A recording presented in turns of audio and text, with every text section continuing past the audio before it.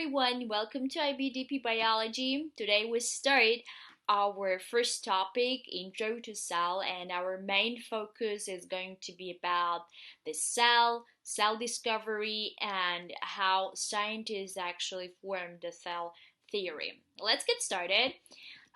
Biology is the study of all living organisms and biodiversity. But before learning the living organisms and biodiversity, we have to understand that all living organisms are made up of cells. But how we came to that conclusion that all living things are made up of cell, but how scientists actually discovered the cell and formed the cell theory. So, does it sound interesting? Let's get to know them. So before the 17th century, even the scientists believed and followed the spontaneous generation, which was saying that all living things are made up of non-living things, because they didn't know about the microorganisms. And after the 17th century, after the invention of microscopy, a lot of scientists used microscope to observe a lot of things, and they found a lot of microorganisms, bacteria, viruses, and at the end of this process, they formed the cell theory, which has 3 points. Cells are the smallest unit of life, all organisms are made up of cells, and cells derive from the pre-existing cells. And the cell theory was developed as a result of several scientists' research, such as Robert Hooke, Antonio van Leeuwenhoek, Matthias Schleiden, Theodor Schwann, and Robert Virchow. So the first cell was seen by Robert Hooke. He observed a little piece of a cork under his microscope, and it was a plant cell, and he noted that it was made up of tiny blocks that reminded him of a monk's cell. It was really viewing the cell walls of in the cork's plant arc. But after 20 years, Anton van Leeuwenhoek used his microscope to observe upon water, and while he was observing, he discovered single-celled organisms and termed them the animalcules, as there was no microorganism word at that time.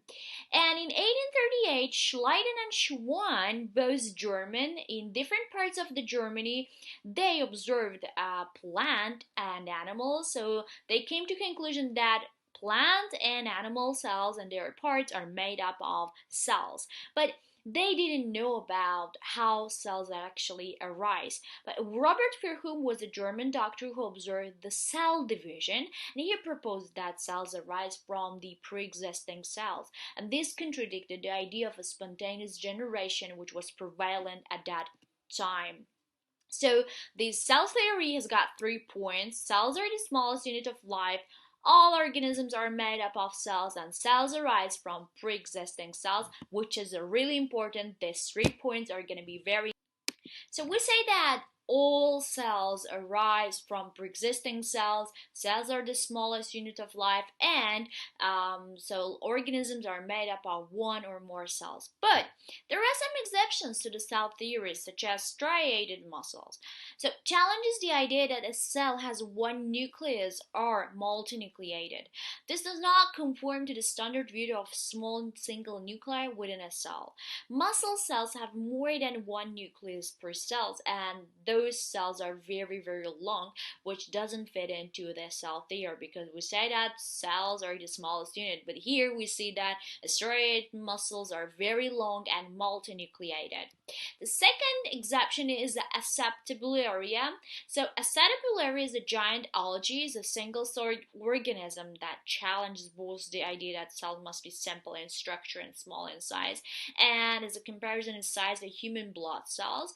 It's actually 100 millimeter, and it's a very big algae. It is made up of one cell, but it's pretty big to fit into a cell theory.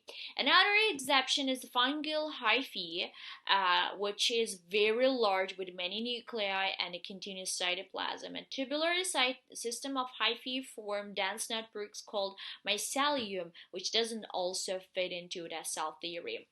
Another exception is actually the bones.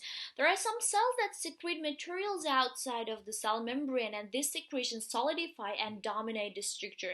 That gives the toughness to the bones. So the cell theory example 5 exception is the red blood cells. So mammalian erythrocytes are unique among the vertebrates because they are non-nucleated. So they are born with the nucleus, but then they lose their nucleus in order to get more oxygen molecules inside so they can carry more oxygen around the body. So in mammals, erythrocytes also lose all their cellular organelles such as their mitochondria, Golgi apparatus, and the plasmatic reticulum. So this is going to be your homework, the characters of living thing, about the cell theory, self-testing the cell theory. You're going to do everything at home. Then we've got the functions of life. You know, all living organisms are made up of cells, and these cells have certain functions here. You probably know the 7 characters of the living things: movement, reproduction, homeostasis, growth, respiration, excretion, nutrition, transport, and repair. Here, you know, the first metabolism is when the chemical reactions inside the cells, including photosynthesis and cell respiration, is going on. Nutrition is that when they obtain food in order to get the energy. Growth is increasing in size. Response is the ability to react to the environmental changes. Excretion is getting rid of waste products. Homeostasis is a new term for us as a keeping internal conditions within tolerable and predetermined limits, that like your organs and your organ system are kept in balance. And reproduction, producing offspring.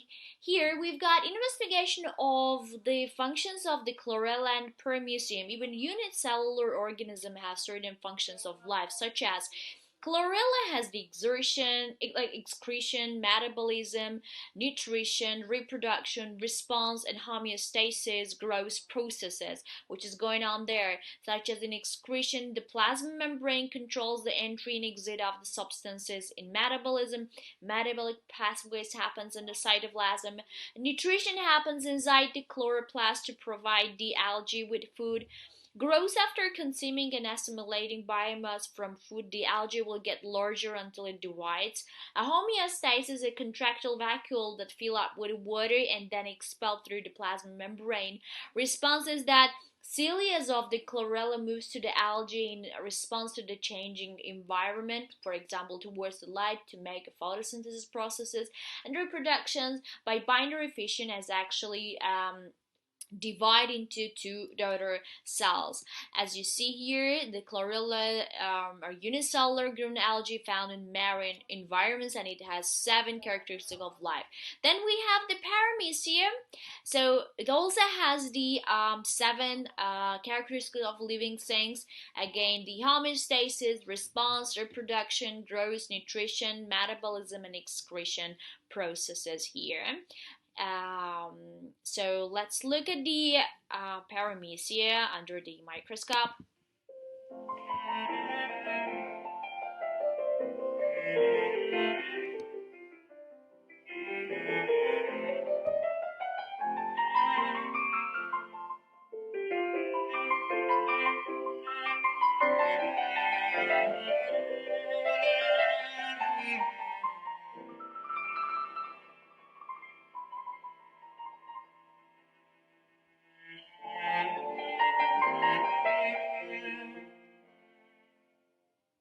So thanks for watching, guys. Have a nice day. Bye bye.